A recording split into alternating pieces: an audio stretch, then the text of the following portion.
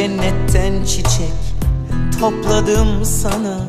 Herkes aşk diye kıvranıp duruyorken ben en saf halimi sakladım sana.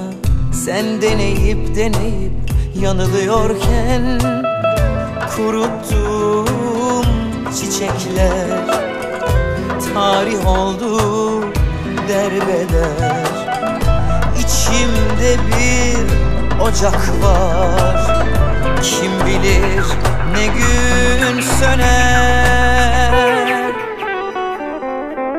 Aşkım aşkım diye ağlayacaksın, başını taşlara her gün vuracaksın.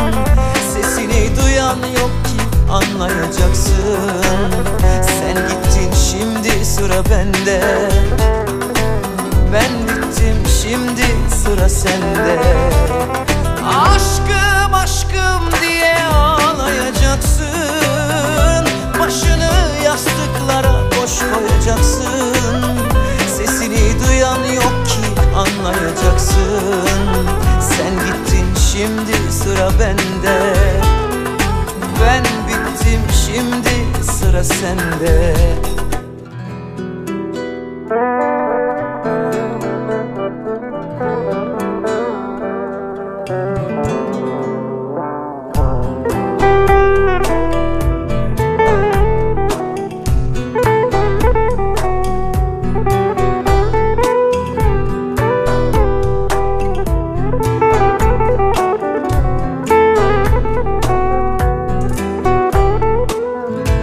Kuruttum çiçekler, tarih oldu derbeder.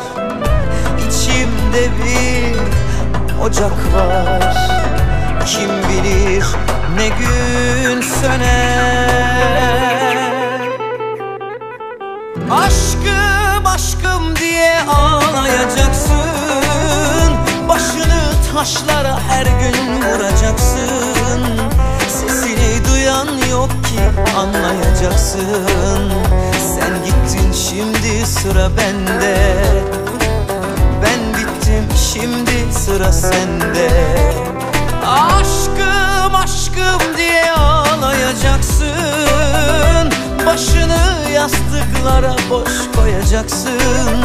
Sesini duyan yok ki anlayacaksın. Sen gittin şimdi sıra bende, ben bittim şimdi sıra sende. Aşkım aşkım diye ağlayacaksın, başını taşlara her gün vuracaksın. Sesini duyan yok ki ağlayacaksın. Sen gittin şimdi sıra bende, ben bittim şimdi sıra sende. Ben bittim